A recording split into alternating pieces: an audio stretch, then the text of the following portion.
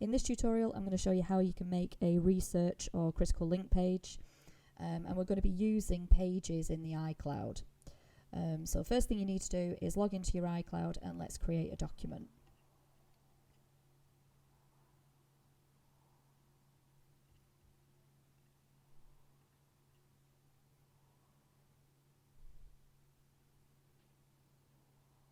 So once you've logged into your iCloud and clicked Pages, you'll get obviously a list of all the material that you've worked on before. Now the great thing with working in Pages in the iCloud is it automatically saves your material into your cloud.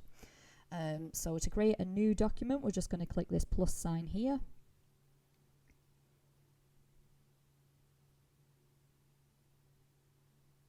Right, so as you can see, there's many templates that you can choose from. We're just going to stick on the basic for now, so I'm just going to click here and then create.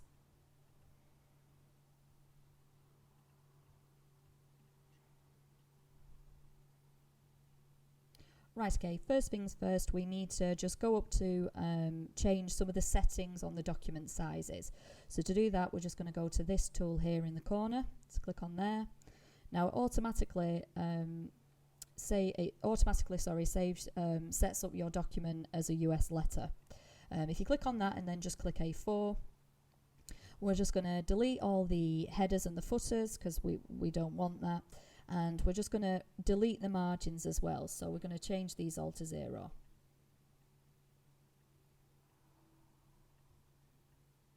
And there we go. Okay, the next thing we're going to do is we need to have our rulers set up on the page. So we're just going to click on this here and we're going to go to show rulers. Now unfortunately in the iCloud version you only get a ruler at the top of the page, you don't get one at the side. On the full version that's available on Mac computers or laptops, etc., you are able to set it up as a page layout rather than a word processing document.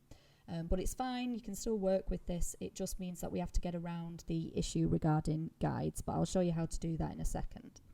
So next off, we need to make sure that we can see all our page. So I'm just going to set it up to 75% there. And now what we're going to do is put the guides in. Now, like I said before, unfortunately, that feature is not available in the iCloud pages. So we're just going to click on this icon here, and we're just going to use some lines for now. Now, we will delete these at the end, but we're just going to use these to just divide our page up like so. Now can you see how it moves like this? If it is you want a straight line, just make sure you click the shift key on your keyboard and that'll give you a perfect straight line. So there you go, I've divided my page up. Now it might be that you might slightly want to move these grids. You can do that using the arrow keys on your keyboard. The next thing we're going to do is I'm going to show you how to put your title in. So to do that, we're just going to create a text box.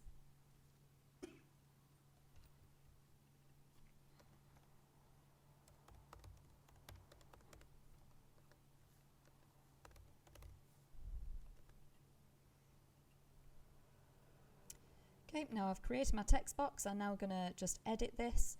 So if you click on the little paintbrush tool, this gives you all the tools that you need in regards to editing your typefaces. So here we've got the list of typefaces. I'm going to use Futura for this.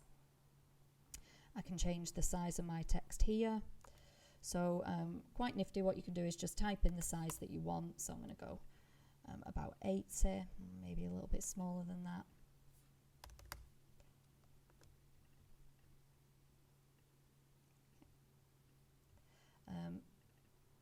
Another feature that I'm going to show you is what we call the tracking.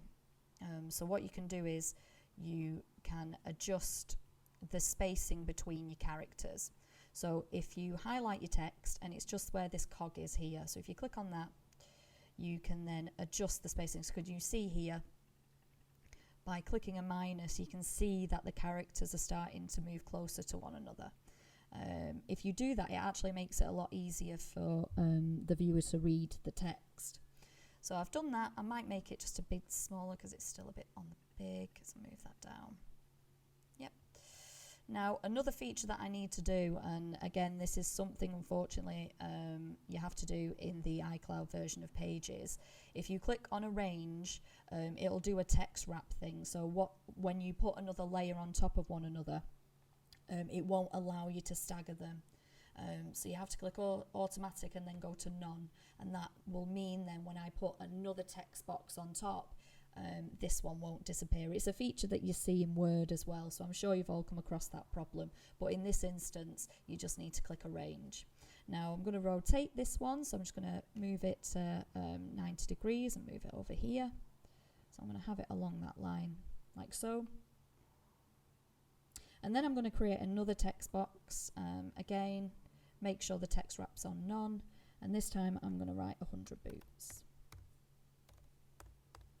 This, however, I think I might put in a different typeface because I almost want the 100 boots to look like boots themselves. So I'm going to use this new typeface that's available called Druck. It's on the new download. So if you do your updates on any Apple products, you'll see that it's available. So I'm going to make that bigger.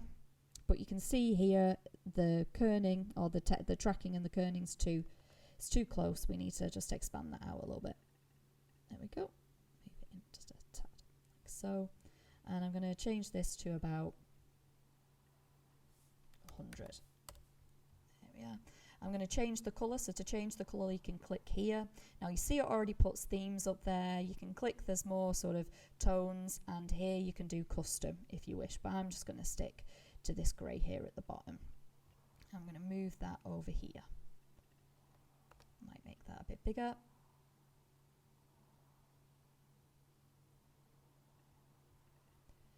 Now, what I want to do with this one is I only want to show part of the text. So I kind of like the fact that it's sort of hidden. Again, this is just my taste, but if it is that you want to have the whole thing showing, just pull that out. But I'm just going to cover half of it, like so. I'm then going to put it slightly under the Antin. So you see at the minute this is above the Eleanor Antin title. All you do is click on Arrange and go to back. Now you can see how that's disappeared there. That is because this guideline here has got the text wrap on it. So just click no, or none, sorry, and then that will stop that from happening. So I'll just go across and change all them to none. There we go. Okay, so there's my titles. Next thing I'm going to do is I'm going to add some images. Now to do that, you just click on this icon here and go to image, and I'm going to open one of these. Okay, and there's my image, and again you can see it's doing the text wrap thing, so let's click on Arrange and click none. There we go. Now a really important part of Eleanor Antin's work, the 100 boots work, sorry, is that as part of the piece that she took her photographs and created postcards documenting this journey sort of across America.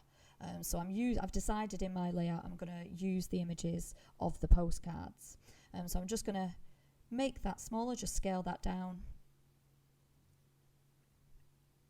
Okay, and then I'm going to send that to the back because I want the text over the image. So what I'm going to do now is I'm just going to add some more of those images. Now I've put all my photographs in, you can see how I've used the grid system there, made sure that they're within that grid. Now what I'm going to do is add my text. So again, I'm going to go to my text tool like I did for my title here.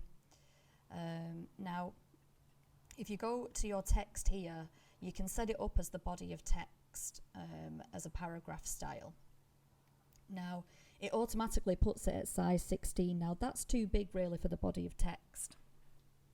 Body of text should really only be around, well, no bigger than 11 really.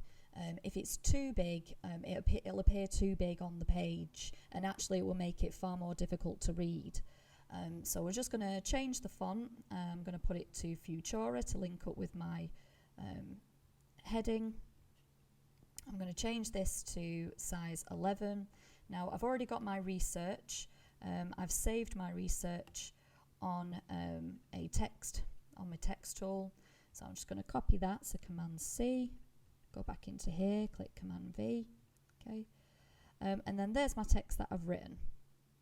Now, one thing that you can do again that will help the reader view the work is you can justify your text, so it creates this beautiful box.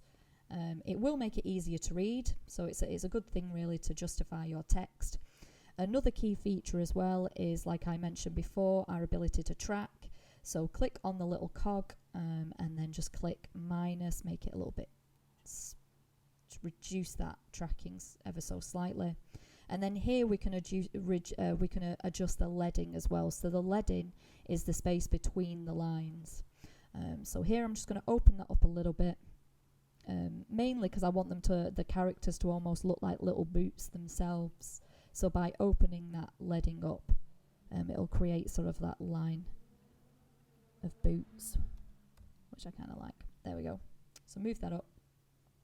The next thing we need to do is add another text box because I've got a quote. So again, I'm going to move this here. Now remember to click on the text wrap. Unfortunately, there isn't a way of setting it as a preference, but it is only on the iCloud version that we have that problem. So here's my quote. So I'm just going to paste that in there as well. Again, change to Futura. And this time, because it's a quote, I'm going to add an italic. Make that a little bit smaller. I'm going to justify it again. Open that up. I might make that a little bit bigger. I'm going to reduce that leading and I'm going to make it closer together. There we go.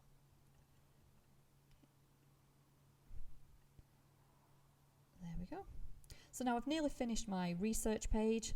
What I'm going to do now though is I want to have that idea, like in this image here you can see where all the boots are in a line. I want to try and get that idea across in the layout.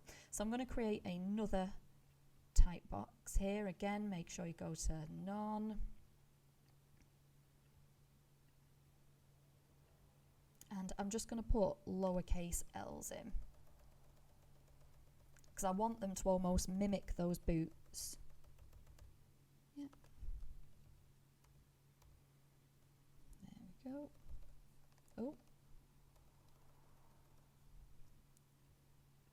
I'm going to have this going across the page, so I might just make them a little bit bigger.